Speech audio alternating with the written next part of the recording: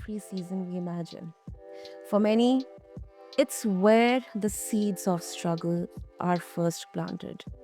Loneliness, fear, pressure, or trauma that can later show up as anxiety, depression, or even lifelong mental health challenges. Welcome back, listeners, to today's episode on the Mindful Living podcast. I'm your host, Sana, as always. And today we are going to explore a truth that often hides in plain sight, the link between what happens to us as children and who we become as adults. And maybe, just maybe, how healing doesn't always have to take years. And listeners, my guest, he has developed a program that looks at cause and effect in mental health. The cause being those early events in childhood, and the effect being how they manifest in disorders later in life. His work shows that in as little as 3 hours, individuals can begin to release the baggage of the past and return it to its rightful place. And because this is the mindful living, so of course, mindfulness runs through everything we do here. We'll also ask, how can awareness, presence, and compassion help children move from suffering toward healing? So, listeners, meet my incredible guest, Richard Tierney. So, Richard, welcome to the show, and I'm really, really honored to have you here with us. Sana, your introduction, I didn't want you to stop. It was beautiful, absolutely wonderful. So thank you very much for that and your healthy living. I love the idea of stressing living rather than enduring. Um, I think so many people endure life these days. They don't really understand what it is to live or to live a life in any way, shape, or form. I think we have to get very, very simple about this whole concept. And the simplest way we can do that, in my understanding of working with children, working with adults, is to teach them that whatever you call your creator, I don't know what religion you are, what denomination you are, it doesn't matter. If we can fully accept that everything didn't happen by chance, that something or someone created the universe. Now, I'm a Christian, so I believe it's God, but you may be a Hindu, you may be a Buddhist, you may be a Islamic, you may have your beliefs and they may be different to mine. But if you can grasp the idea that some entity out there created the world and wants you to live abundantly, that's really the foundation stone that'll change, transform your life. Yeah, of course. That's very beautifully put, Richard. It's a beautiful beginning to this crucial conversation. Um, and before we start with the conversation, um, I mean, it's such an irony that I have realized the beauty of childhood when while growing up during adulting. When we are kids, when we are children, we often, uh, hope, yeah, let's grow up fast. I want to do all the things that, I see all the grown ups doing. But it's such an irony that now we have, spent quite a number of years on the earth, on this planet. We think, oh my goodness, when am I going to go back to my childhood? But now, unfortunately, this is not the case for everyone. Um it's sometimes really heartbreaking, but then also liberating to um hear stories, where people have endured trauma, abuse, hardships in their childhood, and they're so fundamental in the building in building their trajectory, in building their story journey of their life. And when we talk in terms of science as well, we often, I've actually learned that, in the first 7 years, in the first 5 or 7 years, whatever experiences you're having, consciously, subconsciously, they're kind of embedded within you. They really, kind of become the character building blocks of how you react to events, how you behave, how you talk, how you perceive. So this is such a crucial topic, crucial conversation, for, I think, everyone, not only for kids or teens, but for parents, for older generations, for everyone. So I really appreciate that you are, bringing this up in limelight for every one of us. Well, Sana, really, we have to go back beyond the first 7 years. The truth is that, again, if you can accept that you are a child of God and God blessed you, they say that God is within us and God lives within us in our soul and our subconscious mind, that we have a battle between the ego and the subconscious mind. So the conscious mind is our ego, and that's tied to this fallen world where we do selfish, self-centered things and we're egotistic and all that kind of stuff. And then the subconscious mind is where God resides, and it's the inner voice we should be listening to, not the one in our head says, "Oh, take what you want, steal, cheat, rob, whatever." That's the ego. So we have to go back to when we were born. So the idea is that God created us in his image, and we're blessed with three responses to danger: fight, flight, and freeze. In the womb, all our needs are met. So we're living in the womb of our mother. All our needs are met. If we're too cold, we get heat, and if it's too hot, we get cold. And we're fed by and we're fed by our mother, whatever. Then it comes when we leave the womb. Now, this is the catch. Because we're born with fight, flight, and freeze, and we're leaving the womb, we're not dying. We're not dying. We're moving Mhm, into a new life. And in that moment, our responses to danger kick in. So I come out of the womb in a state of freeze, and I come out of the womb, and the midwife holds me up, and it's like I'm dead. They hold me up at the ankle, slap me in the bum to get a reaction. But in that moment, when I'm woken up, I am told that my natural response to danger, freeze, doesn't work. And I'm afraid to ever use freeze again. And I go through my young life in a state of fight or flight because freeze is taken off me at birth. I don't say we blame the midwife or we sued the midwife, but that caused me to never trust freezing again. So I go through life in a state of fight or flight. My natural response for me is to freeze, but it was taken from me at birth. So now I'm in a state of two responses I don't want to do: fight or flight. If a child comes out of the womb kicking and screaming, maybe it's in a state of flight. Again, the midwife wraps up in a blanket, puts it into a cot, and yeah. it's trapped in the blanket, and here's the message: flight doesn't work. And now through its young life, it's stuck in a state of fight or freeze. Two responses that are not natural to it, because its natural response given to it by God is the flight, but it was taken from it at birth. The third child comes out of the womb, again kicking and screaming, and it's in a state of fight, wrapped in a blanket, put into a cot. The message is fight, it doesn't work. Now I'm in a state of flight or freeze. So I become very passive aggressive. And that's how I start my childhood. My natural instinct is to fight, but it was taken from me at birth. Now I'm stuck with flight or freeze, two responses I'm not comfortable with. And so I'm kind of screwed before I start. Now the child comes out of the womb, happy, joyous, and free. The midwife takes it up, it's smiling, it's cheerful. They hand it to the mother because it's no trouble in the mother. The mother holds it to its bosom. The hearts connect. The umbilical cord is cut, but the hearts connect, so that's a safe child. He has all its responses intact, and that's the kind of child we see growing up to be a strong, independent, the strong silent type, the ones that go on to become millionaires and success stars and whatever. And we think, I wish I was like him. They have all the responses intact. But if you or I came out in a state of fight, flight, or freeze, we have one Mhm. of our responses taken from us at birth. So before we even start our lives, we're not complete. We have one of our natural responses that we are meant to use taken from us at birth. That is really interesting, Richard. Really interesting. Yeah. Okay, Okay. so now you come into life and you're in a state of a freeze, but you know freeze doesn't work now. You got the message to your little mind as a baby that freeze doesn't work. You're in a state of fight or flight, and we hear this again and again of children stuck in a state of fight and flight, and adults stuck in a state of fight or flight. Yeah. And they can't run away and they can't fight because it's not their natural ability. All they want to do is freeze, but the message is don't freeze. It's not safe to freeze. So they're stuck in the state of fight or flight. And that's a big problem we have. You look at children and you'll come across children who are in a state of fight or flight. Someone's in a state of fight or freeze. Someone's in a state of freeze or flight. And that's a kind of a damaging place to start from. And that's about three-quarters of the world's population are in one of those three Oh, spaces. yeah. Okay. Okay. So I want to lay the groundwork for you to understand. So a Yeah. lot of us come in damaged into life before we even start. And then we have the case that the parents are meant to be nurturing and loving and caring. But it got to the stage where when I was growing up, you had Sunday was the day of rest, it was the Lord's Day. You went to Mm. church, family day, everyone to church together.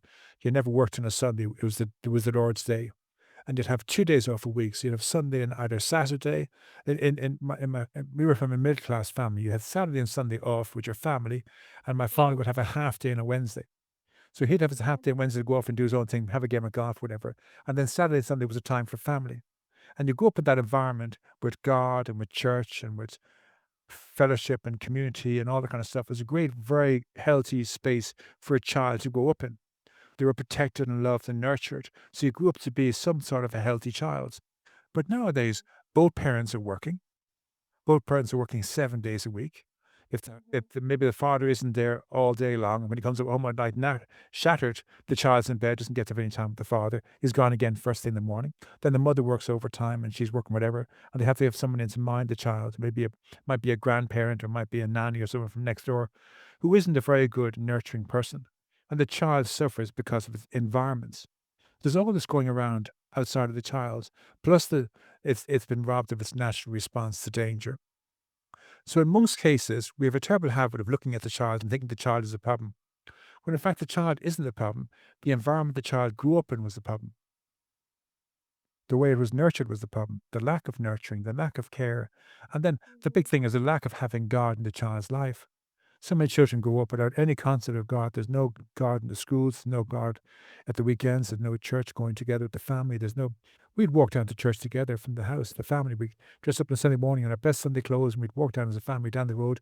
We'd meet other families walking down. We'd all walk down together to the church and we'd go in and do our church. And at the end of the church, you come back and you go home and you have a Sunday dinner and go off and have your day. But you've had that start to your Sunday where you spend time with the Lord and interacting and that healthy mind and mindful living, all that was all a part of being in that space of nurturing and love and compassion and all those things that the Bible says is that's good, is to focus on the good things you've heard as an early child.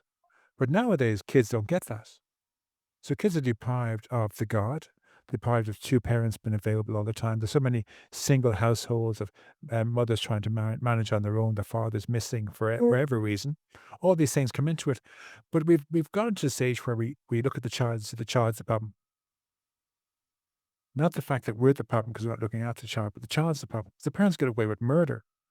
They let that child become anxious, depressed, whatever, and then let's treat the child for anxiety and depression. But the problem is they're in a very unhealthy environment, and we need to work on the environment, the parents, the nurturing environment, and the child. 'Cause your child is meant to throw tantrums and cry and give out and be anxious and depressed. That's how they grow into a human being.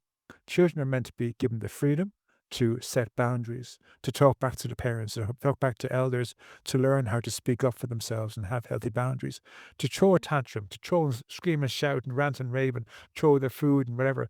They're not anxious, depressed kids.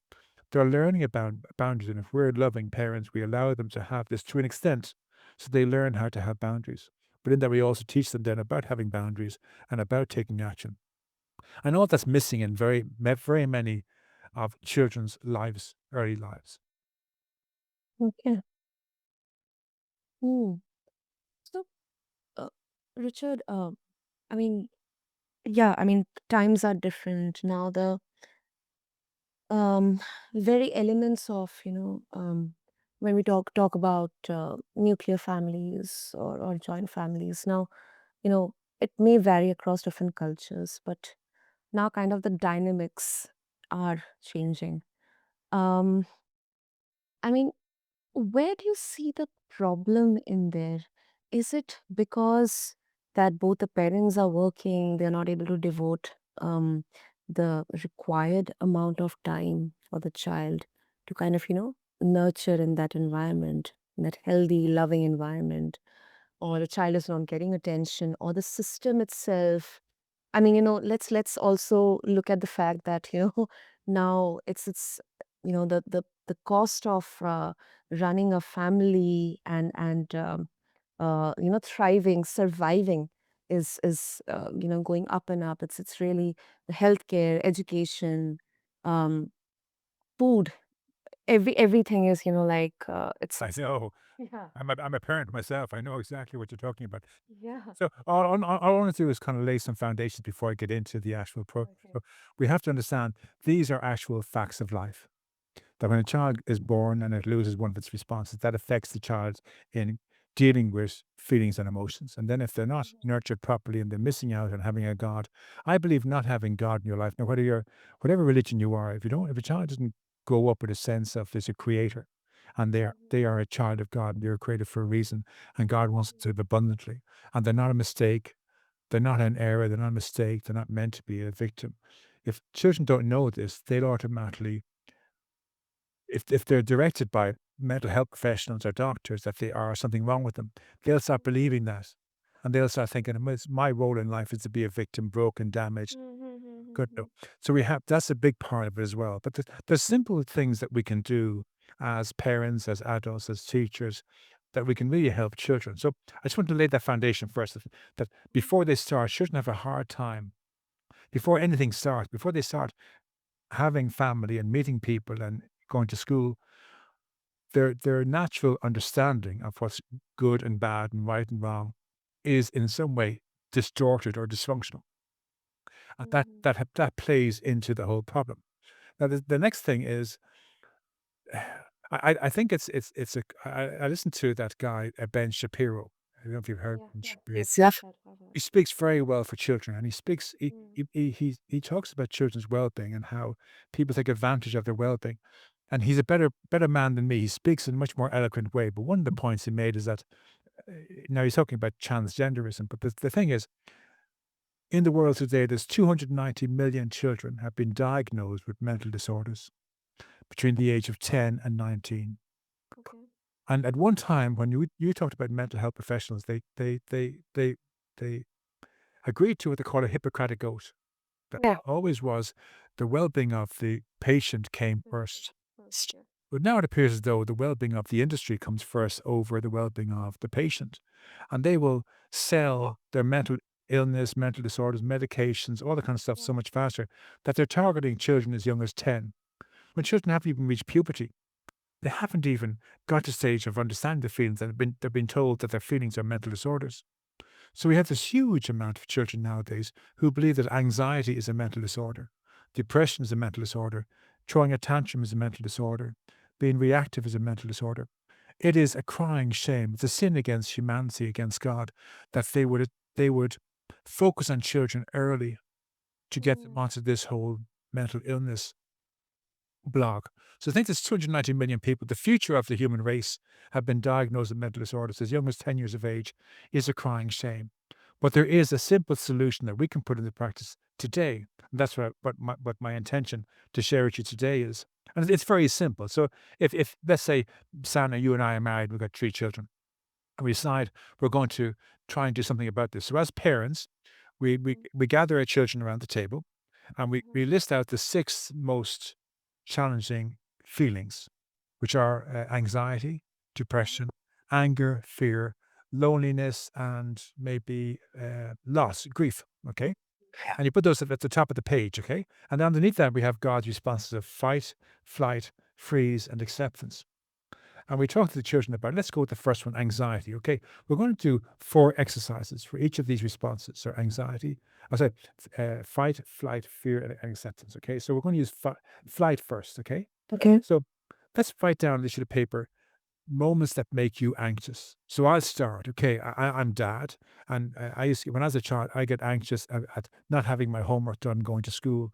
I couldn't do it, and I was afraid the teacher would give out to me. And I write that Mm. down. Then you, mum, you say, "Well, I used to get anxious about, you know, not getting home in time. My mammy slapped me if I dirtied my dress."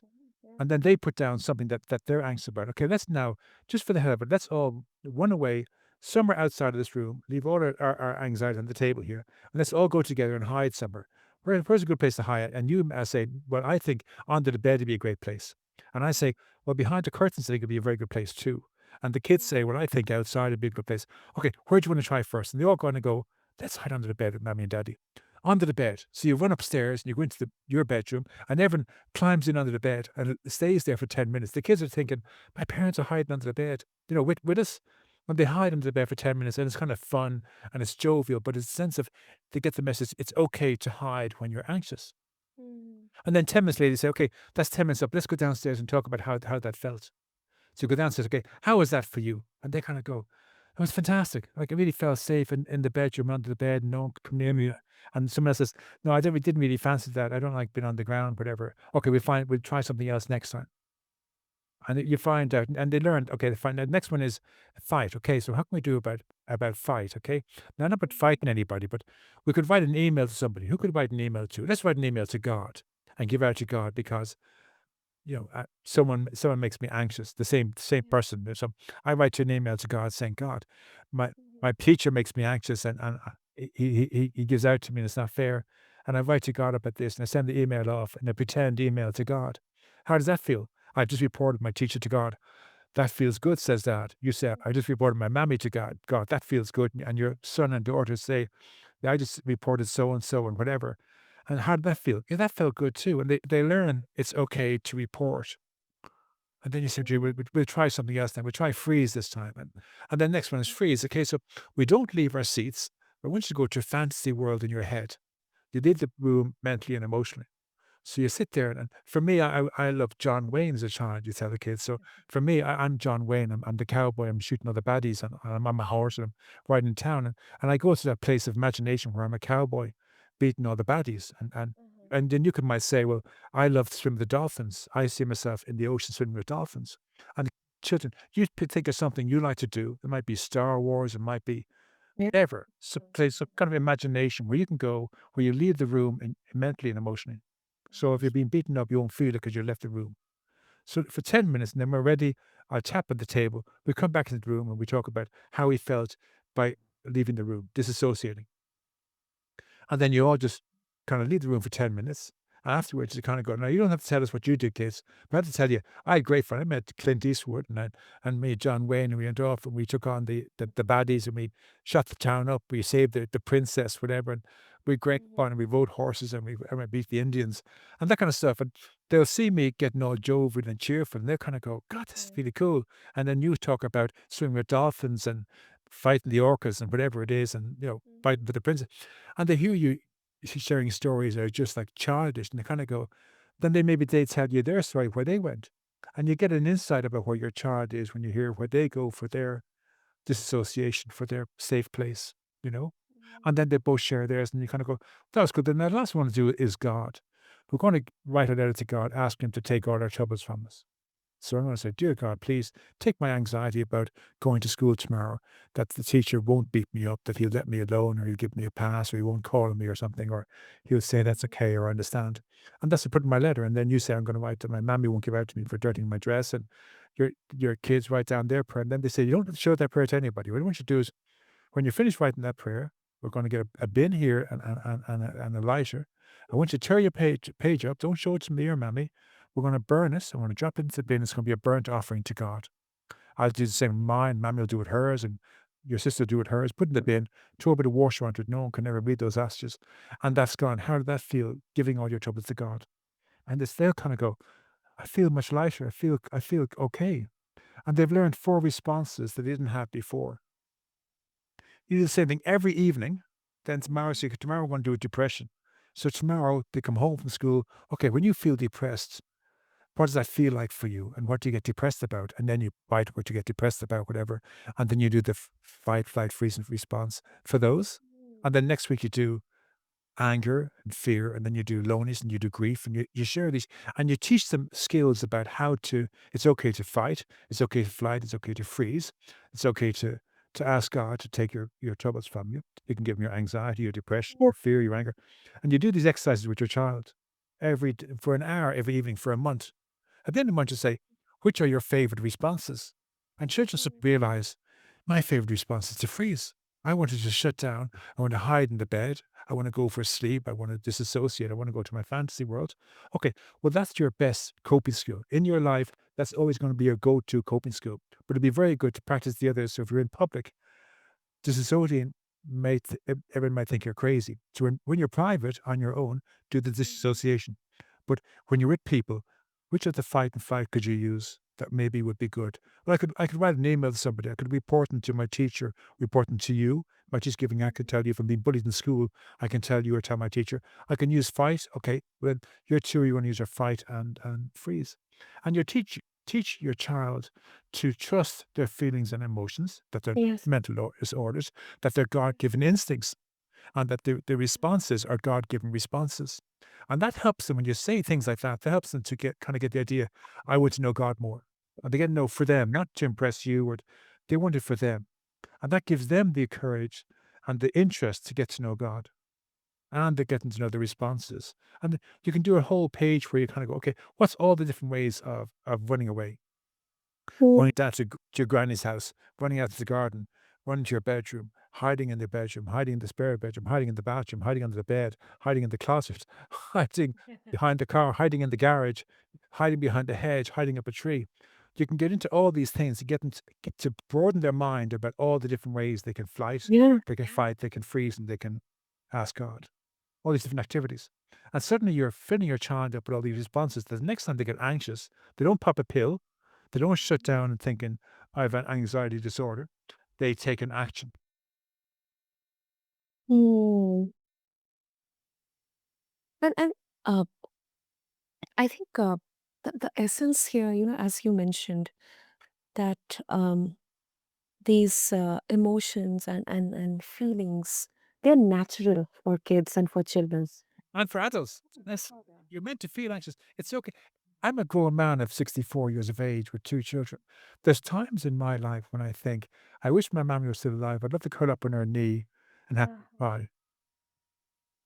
Just to sit up on her knee and have a good cry as a child again.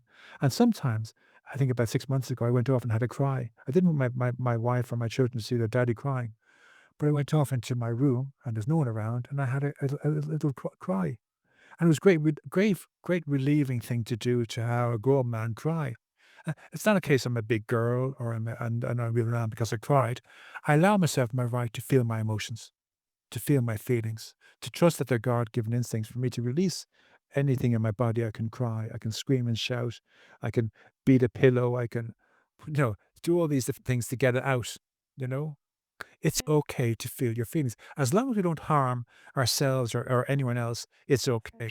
So taking medication to alter my mood, that's harming myself. So I don't take medication. I don't drink on it. I don't drug on it. I don't take drugs on it. I don't medicate myself because I'm putting a poison into my system that's fighting with my system. So we have to teach our children it's not okay to take medication. Sit with your feelings. It will pass. It may not be nice, but it will. Everything will pass. Because what happens is when we go to bed at night, our our conscious mind switches off. We wake up in the morning, we're a new person. We're starting a whole new day. So it will pass. What happened yesterday and what happens today are two completely different days. Yesterday, I wasn't speaking to Sana on healthy mind. I was preparing for that chat, and here I'm in the middle of that chat. Two different Richards. Richard yesterday was nervous, apprehensive, and a bit, and I must say, very excited about coming on your show to be interviewed. And here I am in the interview, and I feel like I'm nailing it, and I feel fantastic. Two completely different versions of me. Yeah. I'm not the same person, so I can't say what happened yesterday happened to me because I'm not the same person. I'm 24 hours older. Yeah. And I think that's such a beautiful way of looking, you know, It's simple about truths we want to teach our children. yeah. And it's not rocket science. We're not looking to, I don't want to go down the road of psychology. It's very simple. Okay, let's choose the six worst feelings for you. Okay, so I think it's going to be grief, loneliness, fear, anger, anxiety, and depression. Okay, that's what I think are the six. But there may be something else you think of that works for you. There may be something else that troubles you. Being bullied. Now, that's bully can be fear, it can be anxiety.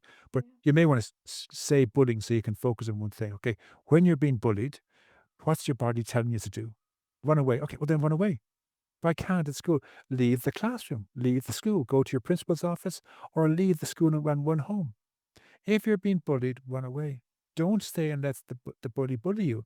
Tell somebody, scream and shout out loud. When the Yeah. bully comes towards you, start screaming out as loud as you can. The bully just wants to draw attention, so they'll walk away. Someone comes over, what happened? Billy is bullying me. San is bullying me. Richard's bullying me. Point it out. The person won't come near you again if you point it out. You have to learn to teach your children if they're being bullied or teased, scream and shout, draw attention to the situation, run away, keep running away. If after a while, the teacher's going to say, "Why is Richard keep running away? We have to sort this out. We can't keep running away from school. What's happening? What's happening? My teacher Mhm. bullies me. Mm. My teacher touches me. My teacher's fucking, my, my classmates bully me. They tease me. They call me names. I can't take this." Eventually, the teachers will look at the source and fix the source. They'll tell your parents. Their parents come down and they'll stand up for your grandparent will come down and stick and beat the crap out of whoever's hurting you. We don't real our children don't realize how much we love them, how much we'll do anything for them. They've been fooled into thinking no one really cares, so they have to manage it on their own. So we have to teach our children, if you have any trouble at all, you come to us. Exactly. And it's Exactly. simple stuff. Any parent can do this. Any big sister can do this. Any aunt or uncle can Yeah, do this. yeah, yeah. If you have nieces and nephews, tell them straight up, "I'm going to teach you about your feelings. They are not mental disorders." Exactly. This is such a vital point that you mentioned, Richard. You know, it's like you are naming the devil, and you are sharing what it is doing to you, and it's very empowering. And I believe that this should be encouraged in across different cultures. You know, if I talk about um, Asian culture, or here in India, I mean, uh, during our childhood times. Um, there was fear and anxiety for exams, for tests, for um, what if I do something wrong, and my classmate or my teacher reports it to my parents, or if someone is bullying me or someone is like mocking me, maybe because of my physical appearance, or a kind of a foolish answer I gave during the class. They are all going to bully me, and I'm not going to tell my parents, because they'll think that I'm not an intelligent child. I do not deserve, uh, you know. So we have to teach the parents to tell Yeah. our child, no matter how deformed they look, "You're our child. We love you to bits. We decided to get married, to have children, and you're our first child or a second child or a first son or a second daughter, first daughter. We love you to bits. We love everything about you. To us, you are perfect. We will always protect you. We'll always take your side. If anything's happening at all, don't believe anyone else. You come and tell us, and we'll sort it out if we can. But we're here for you because you're our future." And if we can get every parent, every aunt, every uncle, every grandparent to say this to the children in their lives, suddenly everything changes. All those things are told in school that you can't tell your parents, they won't do anything for you, they'll be angry at you. So abuse can continue. You tell your parents. You just go and tell your parents. And then we need to make sure the persons do this kind of activity. So I've been pushing for this activity to happen in homes, in schools. The teachers hit the whole classroom and say, right, on the board here we have the six most challenging emotions, and here are the four responses. As a class, we're all going to run away and hide. Where shall we hide? And you get kids to all say, "In the canteen somewhere." Okay, let's go to the canteen. We've got 10 minutes. We're going to go to the canteen and hide under the tables, behind the chairs, whatever. We're going to stay there, be very quiet for 10 minutes, and going to come back afterwards and say how that was. And you have all rushing down the corridor as quietly as possible, sneaking down, going into the canteen and hiding in the canteen for 10 minutes. And then, okay, let's go back to the classroom and go back and say, okay, how was that for you? And some kids say, great. Others say, no, I didn't really think it was good. Okay, we'll try something different for you next time. Just Mm. teach the children at home and in school that they have to learn to trust their feelings and emotions. That's the bottom line. Your feelings and emotions are your God given instincts. It's what's kept man. I share a story that I love is about the Vikings. Yeah. In the time Yeah. of the Vikings, the villagers knew they had to protect the lifeline of the village. And so they had Yeah. 3 responses. They had the 4 responses, okay? In Ireland, they believed in God. So at the time, one group would take up arms to defend the village. One Mm-hmm. group would take the children and go off and hide in the hills and the caves to protect the children and the young. And those who are too old would play dead. They would hide in the village and lay in the ground and lay in a haystack or under the floors and be very, very quiet. And the fourth group would go into the church and pray for deliverance. And the Vikings would come along and they'd either pass by the village, they come in, they attack the village. And when they finally left, those who were survived would return back to the village. And if you were someone who ran away and it turned out all the defenders died and all the people who hid died and all the people in the church died, and you came back and you were the future of the village, you weren't cowards. You weren't You weren't someone who did something bad by running away. You protected the self-preservation of the village. You did what was right. Mhm. And we have to teach children that self-preservation is the most important part of the human race surviving. And if you are someone who flight. If you're someone who freezes, you freeze. If your coping skill is, I have to tell you, my coping skill was freezing. I would hide behind the couch. I get down on my knees behind the couch, put my hands over my ears, rock back and forward on the ground for about 10, 15 minutes in perfect quiet, humming to myself until the danger passed. When the danger passed, I get out behind the couch and get back on my seat and my seat, and I feel okay again. I mean, crazy behavior. Anyone looking at me with 10 go, that guy's a lunatic or crazy or mad. But it kept me safe. I wasn't Yeah. a fighter. I wasn't a flighter. I didn't have God in my life at that time. I would freeze, and freeze worked. Now, I understood later that I can't freeze all the time. If I'm in front of Sana think I'm a lunatic, if I freeze now, I've got to learn how to fight or flight. I have to practice something Yeah. else in front of other people, but on my own. So if it's at nighttime and I think that there's a boogeyman around and I'm in the house my own, I'll climb in under the bed and I'll be very quiet or hide under the covers till the ghost, the boogeyman disappears. There's no boogeyman, but my imagination tells me there's a ghost outside my covers. I put the cover over my head, I'll be very, very still until the danger goes, and I lift my head up and kind of go, he's gone. Lunacy stuff, but it works. So we have to teach children and adults. It's perfectly okay to adults who are in narcissistic abusive relationships Mhm. and they think if they run away, they're cowards. And if they fight back, then they're playing their partner's game. They want to do that. So they freeze and they suffer the abuse. If if their body's telling you to run away, you leave the house. You go to your mother's house, you go to the police station, you run away and you tell somebody, this man is abusing me. This woman is abusing me. Her family are abusing me. You get out of the house, you run away, climb out the window, jump out the window. Even if you break your legs, you jump out the window and you crawl away. You trust your instincts. You're trying to get away from the danger. You trust your instincts, whatever they are, whether it's a child or an adult. But as adults, we must teach our children or your children or any child we're in charge of, whether it's in the school and teachers, that the feelings and emotions are not mental disorders. They are the God given instincts to trust in any danger. So when your body tells you to run away, you run away. Don't think about it. Don't look for permission. Don't make excuses. Don't ask anyone else what they think. Just get up and go. And when you feel that the danger's gone, you feel safe, you've run down the road and you get home. There's no one home, but you get home and you feel safe in that space. You can sit in the water and just relax, and the danger's gone. It's back at the school and you're up in your home a mile away and you feel safe. And you may go back to the school, you may not. Your parents come home. What happened to you? I had to run away from school. I felt threatened. What happened? My teacher or my bully or whatever. Okay, let's sort this out. And your parents handle it for you. You must always trust your instincts, and that's what we need to tell all children. To think that the world's population is like 8 billion people, and one third of a Mhm. billion, which are all children, have been diagnosed with mental disorder. This means that the way things are going, we won't have a future because all the Yeah. children making decisions in 20 years' time will be incapable of making decisions because they've been told they have mental disorders. Right. If they can diagnose 290 million children in 70 years, in another 100 years, it'll be 500,000. Then it'll be a whole a 500,000,000. Then it'll be a whole billion. And then suddenly, before you know it, the whole population will be diagnosed as having mental disorders because of their emotions. Yeah, I agree.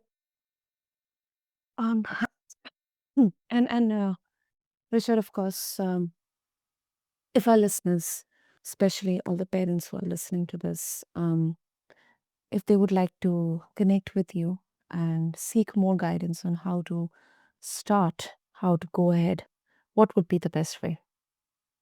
Uh, Sana, thank you for this chance to give it a plug. I've written a book. It's called How to Live Stress and Anxiety Free 24 Hours a Day. It's available in Mhm. print and digital on basically every book platform there is. It sells for about 12.99. It has 10 exercises that you can share with your children, and they will introduce your child to the concept that the feelings and emotions are not mental disorders, that they're actually just a part of life, that they're instincts, that they trust their instincts, they have a normal life. We think we want to have something spectacular as a life, but the truth is, all we want to be is a normal, boring human being Mhm. Yeah. like anybody else. Yeah. This book will teach your children. So you buy this book, and the parents sit down with the children, you read this together, and you do the 10 exercises. And suddenly, your child no longer is diagnosed with mental disorder. It's happy, joyful, and free, having his life again, knowing in any situation, whatever's going on, they'll take some form of action. So you may do these exercises for 30 days or 60 days or 90 days. It's for the future of your child. You'll do this for a year if need be. And then you'll improve as an adult when you see these, and you can learn these and share these with other people, with your friends, children, and so on. So it's a very simple process. It always was simple. We're told there's a couple of things. God tells us that we're made in His image. He wants us to live abundantly. There's a wonderful passage where it says where God hears all our prayers. This is the one that shocked through me. I didn't learn this till I was in my 60s. So God hears all our prayers. Our prayers aren't the prayers you learned at your mother's knee, or you learned in school, or you learned in church. Your prayers are the things you say to yourself when you think no one's listening. So you're saying, "My name is Sana and I have depression." That's your prayer. You're asking for more depression. "My name is Sana and I have anxiety." You're asking more for anxiety. "I am Sana and no one likes me. I'm ugly. Everyone hates me." That's your prayer. You're looking for more hate, more ugliness, more people disliking you. They're your prayers. God gave us a book of instructions called the Bible, and in your religion might be something different. And He gave us free will. And we get to pray for what we want. But if we're choosing scarcity and poverty and depression and despair, He doesn't do feelings. So if that's what we ask for, He gives us it. So if we only learn to ask for prosperity and wealth and love and happiness and joy and peace. So again, in this exercise, you start off by you list the 10 worst things, like those 10 feelings of anxiety, depression, fear, anger, grief, and sadness. And you'd write something where you say, "Up until this morning, I, Sana, used to feel depressed. But after having this chat with Richard, I begin to realize that I'm still standing. A lesser man than me would have given up already, but I'm still standing. What I've gone through would floor an elephant, but I'm still alive today. I'm standing. There's hope for me yet. That light at the end of the tunnel isn't depression, it's hope. Because I'm suddenly turning the corner. I realize that if I choose to be happy, I will become happy. That's what Richard promises me, that God says, what I ask for, I get. So I choose to be happy, joyous, and free. So I choose to have a healthy mind. I choose to live mindfully, or mindfully live my life. I choose this. In the future, I'm going to say, I am happy, joyous, and free. I have a healthy mind, living mindfully. That's who I am today. And then you go to the next one. In the past, I used to feel terribly anxious. Up until this morning, I felt terribly anxious. But today, I'm choosing to be happy, joyous, and free and confident. I'm going to trust my instincts. And when I have instincts, and if it says I feel anxious, I'm going to run away. I'm going to run down to the local village and buy an ice cream and eat an ice cream. When I feel better, I'll come back. Or maybe I'll stay away all day, but I'm going to trust my instincts. Maybe anxiety is my superpower, and I'll trust it and I'll take action. I feel better already. And then you go to the next one, anger and fear. And you do this with your 10 or 12 worst thoughts you have. You change them into positives. Up until this morning, I believed, but now I am. And then God hears the I am because, oh, Sanna's changed. Now she's asking for happiness and joy and peace and serenity and prosperity and wealth. And she wants to get married and have 7 kids. And whatever you're asking for, suddenly you meet the love of your life and you ask for what you want, but be careful what you ask for because you'll guess it. So you're asking for depression and despair, and you're going to say, I have depression, no one loves me, I'm ugly, no one will ever find me for a partner. That's what you're getting. And that's the horrible truth. Now, as a Christian, I get that message from the Bible. There's no reason why you can't, if you're a Hindu or a Buddhist or whatever, to practice that in your religion and see if it works. And if it doesn't work in your religion, say to God, the Christian God, okay, Christian God, Richard says, if I ask you to take this from me, you'll take it from me. I'll still remain a Hindu. I'll still remain a Buddhist, but I'm going to give you all my crap. I'm going to say to now, okay, up this morning, I believe that I have depression, but I'm going to give my depression to the Christian God of Richard's God. I'm going to give my depression to Richard's God, and I'm going to choose to be happy, joyous, and free. And now I Yeah. am happy, joyous, and free. And do that for 30 days. Say that 10 times a day for 30 days. And by day 10, you won't know yourself. So these are these little exercises. It's a very small book. You'll get through it in about an hour and a half. It's 10 little practices like this that they do with their children. They do them together. They do them over and over again until they become like second nature. So you can Wonderful. contact me at my email. It's richard@traumarecoveryanonymous.com. I'll say this slowly. It's like Richard, Richard, at traumarecoveryanonymous, which is as one word, 3 words in one, .com. But in all honesty, you don't need me. I try to tell people, we don't need therapists. A therapist can't see inside your soul. They can't see what makes you tick. They can't see why God gave you freeze when they have fight.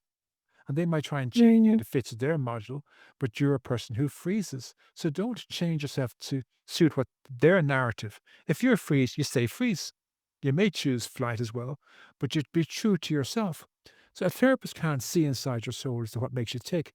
So they can't help you. They can talk about how you feel. And that's the other thing I want to finish off with. They treat our feelings as mental disorders, but feelings are not mental, they're emotional. So surely they should be treating an emotional disorder, but they can't because the emotions are tied to your soul.